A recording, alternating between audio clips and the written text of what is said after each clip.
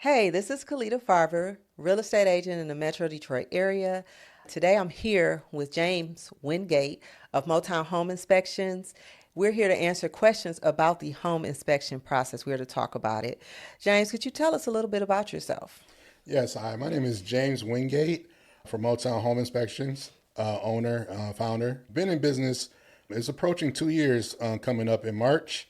I'm a certified home inspector through Internachi, and really we focus on like the first time home buyer, and we pride ourselves in like good customer service and make sure that they understand the process and how their house will work. Okay, So it's been very exciting so far.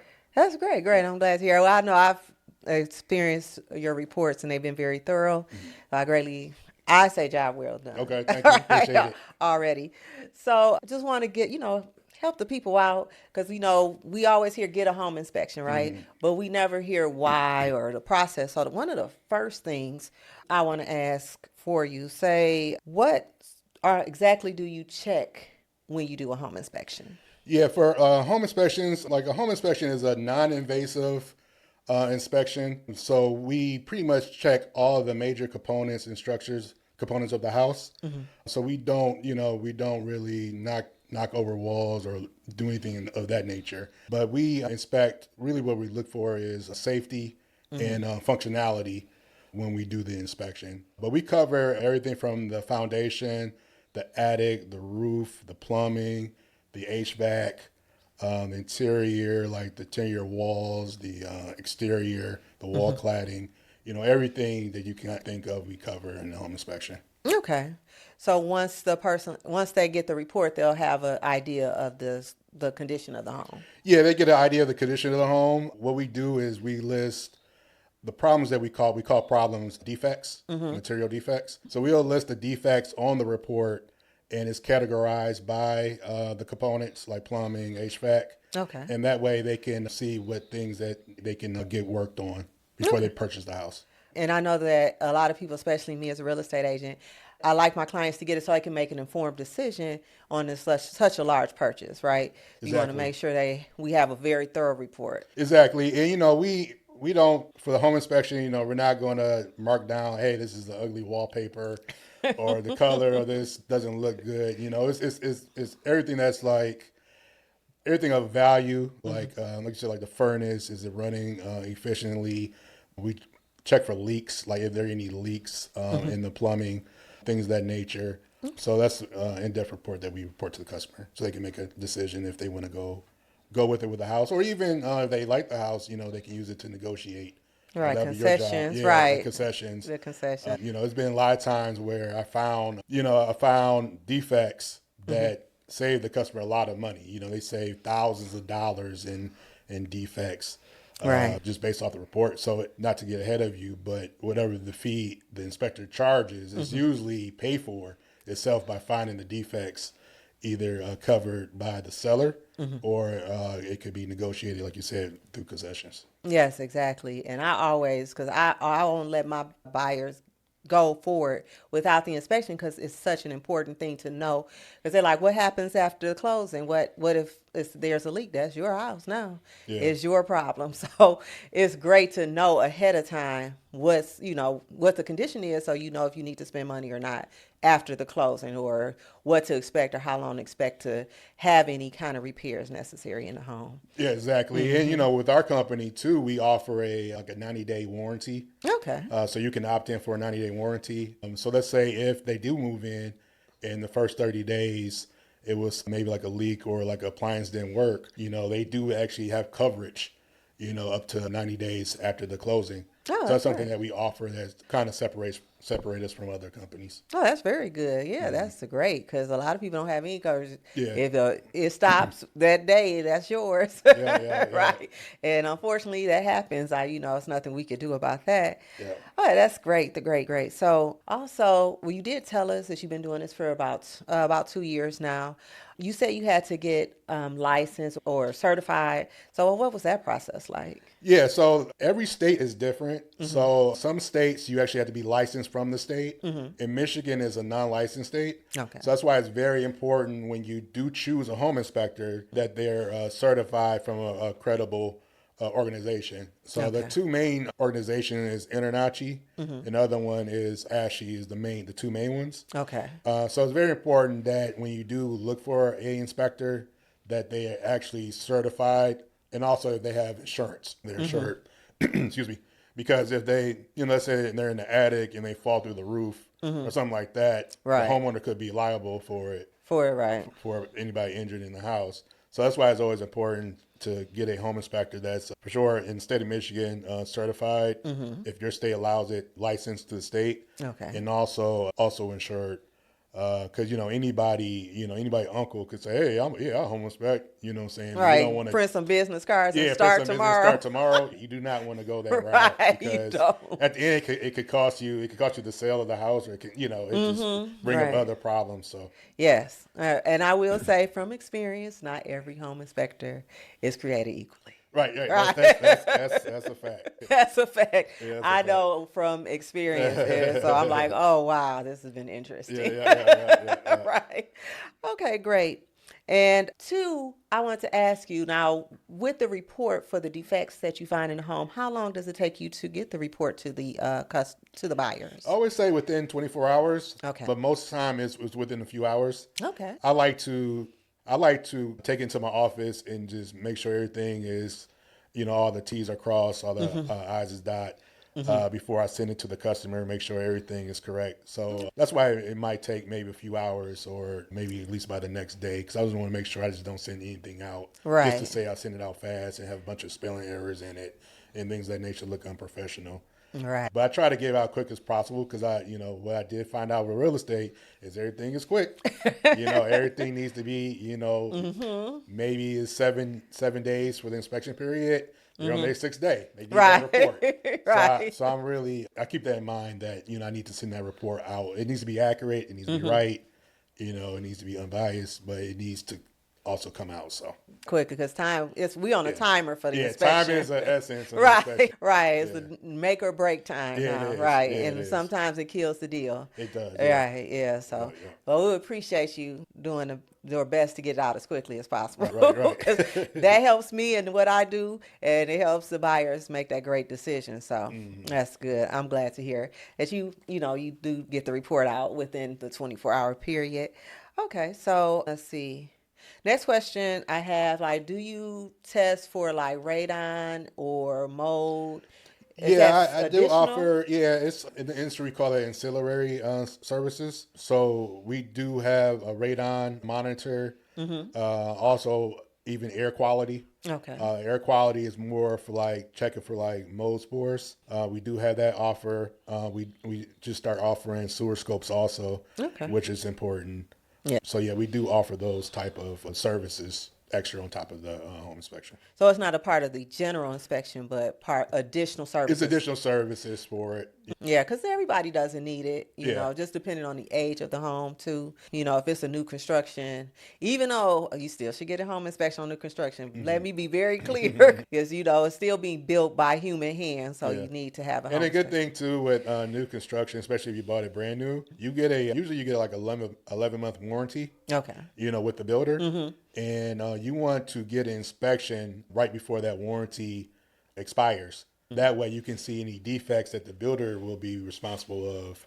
That way it's not coming out your pocket. So Right. if you did buy a new home, new construction, you definitely want that home inspection, before the warranty expires. Okay, so even if someone missed out on getting the inspection before they signed the closing papers, if they're within that warranty period, they can still get inspection. They get inspection, and then that's proof, and you can show the builder hey, this window failed, or things of whatever happened to the house. You can have the builder pay for it instead of coming out of your own pocket.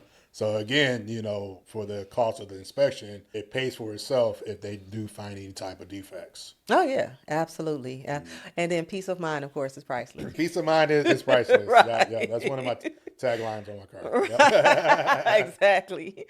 Okay, so I do have this question for you. If you had to pick a top safety concern in a home, what would that be for you? The top safety concern that I would have is, I would say electrical, because a lot of times you'll go in the basement It's real popular for the basement to, if it's finished, a lot of basements doesn't have like the drop down ceilings anymore. They take them out. And a lot of times people will leave like the junction boxes, like the electrical boxes up in the ceiling, Right. and it's not covered. Oh. So a kid can like stick their finger in there and shock themselves with like bathrooms. It's also needed to have like a GFCI receptacle, so that kind of saves you also from like being shocked near water and things of that nature. So there's a lot of stuff that I really focus on is the electrical portion of it, Yeah. concerns safety. Because last thing we want is a shock or electrical fire. Yeah. Or even something small. Like I know a lot of people might get annoyed about it, but like handrails. Right. Like people don't think like, okay, I don't need a handrail until they fall. Right. A couple of flights down the steps. Right. You know what I'm saying? That handrail can save you a lot of pain also. Yeah. Because if you've ever tripped on some air. Yeah. You're trying to air or a toy on the top of the stairs. Right. You definitely want to make sure, rails and the handrails is there. Because I do agree with that, because I've seen places where people might remove the rails to move furniture out, but they need to put it back. They need to put it back. Because it's for safety, especially the FHA won't even approve anything without handrail. So so it's real important. Yeah, very important. Yes. Okay, great. So next question I have is as far as water damage, like, do you have any advice on like water damage or leaks? Yeah, the biggest like enemy of your house that you want to deal with is water. Okay. You want to maintain and mitigate any type of water issues or any type of water drainage. Right. I see a lot of times too where houses where the downspouts are doesn't have extensions on them.